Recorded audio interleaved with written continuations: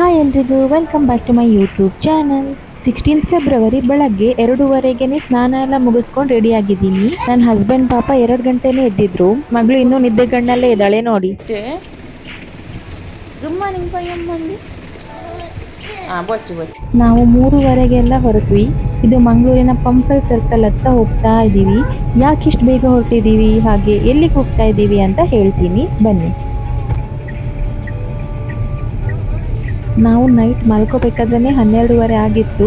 ಅದರಲ್ಲಿ ಬೆಳಗ್ಗೆ ಬೇಗ ಎದ್ದು ಹೋಗ್ಬೇಕಂತಂದ್ರೆ ತುಂಬಾ ಕಷ್ಟ.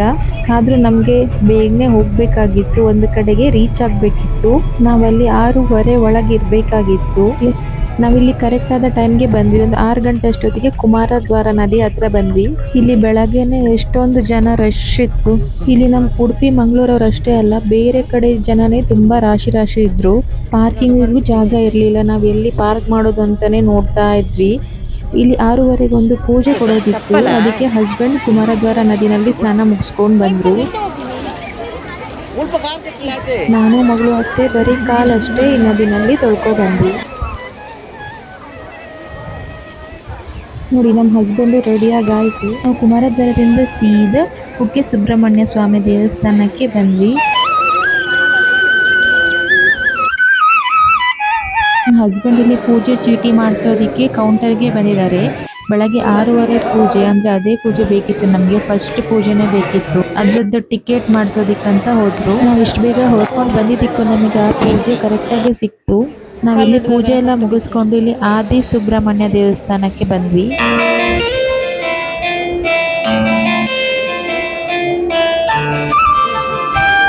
ಇಲ್ಲಿ ಹೊರಗಡೆ ಚಳಿನೂ ಇತ್ತು, ಅದಕ್ಕೆ ಇವಳಿಗೆ ಟೊಪ್ಪಿನ ಹಾಕ್ತಾ ಇದ್ವಿ. ಇವಳಂತೂ ಇಲ್ಲಿ ಕೇಳ್ತಾನೆ ಇಲ್ಲ. ಅವಳದ್ದು ಆಟ ಸಾಮಾನೆಲ್ಲ ಇಟ್ಕೊಂಡೇ ದೇವಸ್ಥಾನದೊಳಗೆ ಹೋಗ್ಬೇಕು ಅಂತ ಹಠ ಮಾಡ್ತಾ ಇದ್ಲು.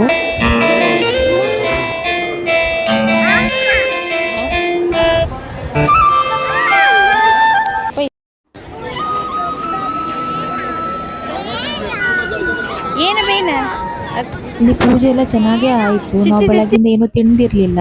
ಏನೇ ತಿನ್ನೋದಾದ್ರೆ ತಿಂಡಿನೂ ಇತ್ತು, ಅದ್ರ ಕ್ಯೂನು ತುಂಬ ಇತ್ತು. ಅದಕ್ಕೆ ನಾವು ಹೊರಗಡೆ ತಿನ್ನೋಣ ಅಂತ ಈ ಹೋಟೆಲ್ಗೆ ಬಂದ್ವಿ. ಹೋಟೆಲ್ನ ಹೊರಗಡೆ ಆಂಬಿಯನ್ಸ್ ತುಂಬಾ ಚೆನ್ನಾಗಿತ್ತು. ನಾವಿಲ್ಲಿ ಇಡ್ಲಿ ಮತ್ತು ಉಪ್ಪಿಟ್ಟು ತಗೊಂಡ್ವಿ. ಅದು ಮಾತ್ರ ಓಕೆ ಆಗಿತ್ತು, ಬೇರೆ ಹೇಗಿತ್ತೋ ಗೊತ್ತಿಲ್ಲ. ಅಲ್ಲಿ ಪೂಜೆ ಎಲ್ಲ ಮುಗಿಸ್ಕೊಂಡು ನಾವೊಂದು 12 ಗಂಟೆ ಅಷ್ಟೊತ್ತಿಗೆ ಧರ್ಮಸ್ಥಳ ದೇವಸ್ಥಾನಕ್ಕೆ ಬಂದ್ವಿ. ಇಲ್ಲಿ ನಾನು ಸ್ಕೂಲ್ ಡೇಸಲ್ಲಿ ಬಂದಿರೋದು, ಅದಾದ್ಮೇಲೆ ಇವಾಗಲೇ ಬರ್ತಾ ಇರೋದು. ಮೋಸ್ಟ್ಲಿ ಇವಾಗ ಕೇಳ್ತಾ ಇರೋದು 12 ಗಂಟೆ ಸೈರನ್ ಅಂತ ಅನ್ಸುತ್ತೆ.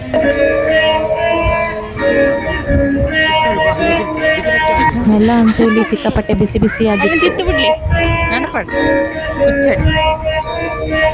ಇಲ್ಲಿ ದೇವಸ್ಥಾನದ ಒಳಗೆ ಹೋಗೋದಕ್ಕೆ ಈ ಥರ ಕ್ಯೂ ಥರ ಮಾಡಿದ್ದಾರೆ. ಇದ್ರೊಳಗಿಂದ ನಾವು ಹೋಗಬೇಕು. ಸುಮಾರು ರೌಂಡ್ ಇದೆ. ಅಲ್ಲಿ ರಶ್ ಏನು ಅಷ್ಟೊಂದು ಇರಲಿಲ್ಲ, ಬೇಗ ಖಾಲಿ ಆಗ್ತಾ ಇತ್ತು. ಇವಳನ್ನ ಎತ್ಕೋಬಾರ್ದಂತೆ, ಅವಳೇ ಹೋಗೋದಂತೆ. ಈ ಥರ ನಿಧಾನಕ್ಕೆ ಹೋಗ್ತಾ ಇದ್ಲು.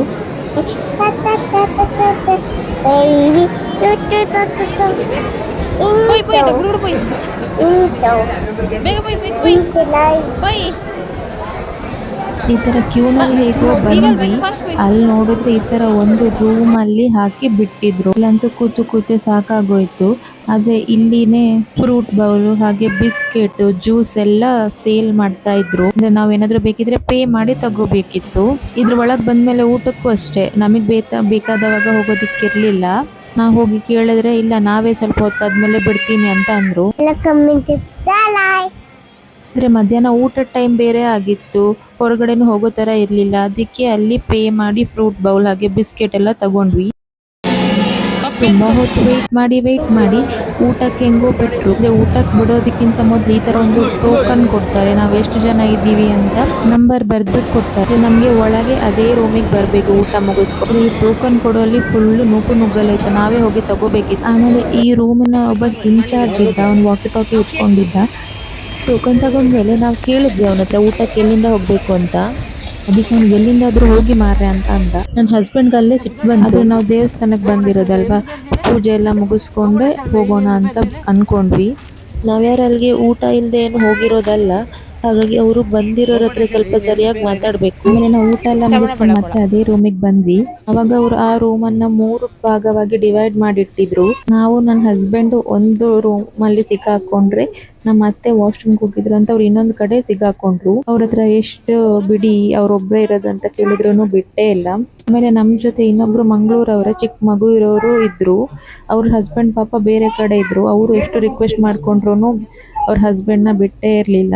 ಮತ್ತೆ ಗೇಟ್ ಓಪನ್ ಮಾಡೋ ತನಕ ವೆಯ್ಟ್ ಮಾಡಿ ಒಂದು ಅರ್ಧ ಮುಕ್ಕಾಲು ಗಂಟೆ ಆದ್ಮೇಲೆ ಒಳಗಡೆ ಬಿಟ್ರು. ಆಮೇಲೆ ಪೂಜೆ ಎಲ್ಲ ಚೆನ್ನಾಗಾಯ್ತು. ಅದ್ರಲ್ಲಿ ಇನ್ನೂ ಕೆಲವು ಸ್ಟಾಫ್ ಇದ್ರು, ಅವ್ರು ಚೆನ್ನಾಗೇ ಮಾತಾಡ್ತಿದ್ರು. ಇವರಿಬ್ರು ಯಾಕೋ ಸ್ವಲ್ಪ ಉಲ್ಟಾ ಮಾತಾಡಿದ್ರಂತ ಅನಿಸ್ತು. ಇನ್ನು ನಾವು ಪೂಜೆ ಎಲ್ಲ ಮುಗಿಸ್ಕೊಂಡು ಈ ಥರ ಗೊಮ್ಮಟೇಶ್ವರನ ಹತ್ರ ಬಂದ್ವಿ. ಅಲ್ಲಿಂದ ನಾವಿಲ್ಲಿ ಸೂರ್ಯ ದೇವಸ್ಥಾನಕ್ಕೆ ಬಂದ್ವಿ. ಅಂದ್ರೆ ಇದು ಮಣ್ಣಿನ ಹರಕೆಲ್ಲ ಕೊಡ್ತಾರಲ್ವಾ, ಆ ದೇವಸ್ಥಾನಕ್ಕೆ.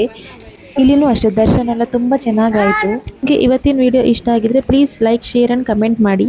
ನೀವಿನ್ನು ನನ್ನ ಚಾನಲ್ನ ಸಬ್ಸ್ಕ್ರೈಬ್ ಮಾಡದೆ ವಿಡಿಯೋಸ್ನ ನೋಡ್ತಾ ಇದ್ರೆ ಪ್ಲೀಸ್ ಸಬ್ಸ್ಕ್ರೈಬ್ ಮಾಡಿ. ವಿಡಿಯೋದ ಕೆಳಗೆ ಬರ್ತಿರೋ ಸಬ್ಸ್ಕ್ರೈಬ್ ಬಟನ್ ಪ್ರೆಸ್ ಮಾಡಿ. Thank you.